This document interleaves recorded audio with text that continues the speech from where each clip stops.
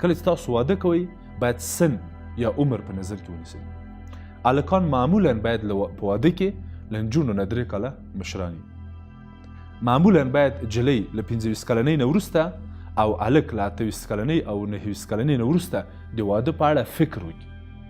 دا هغه سن ده چې تاسو له مکتب پکې فارغېږئ، له پوهنتونه پکې فارغېږئ، یوه دنده وظیفه هم پیدا کوئ او ټول هغه بلوغونه، ټولې هغه چمتووالی، ټولې هغه آمادګۍ چې د یوې مور کېدلو لپاره، د یوې ښې ښځې کېدلو لپاره، له خوښ سره د ښې رابطې د جوړولو په خاطر تاسو کې دا موارد راځي. او که نارینه هم یې نو بیا کولی شئ چې خپلې ښځې ته یوه ګوله ډوډۍ هم پیدا کړئ. د خپل بچي په وړاندې، د خپلو اولادونو د روزنې په وړاندې مسؤلیت هم واخلئ. دا باید په نظر کې ونیول سي. دا دومره په افغانستان کې بېباکه په نظر کې نیول کېږي، دومره بې اهمیته ده دا مورد چې حد په تمام ده.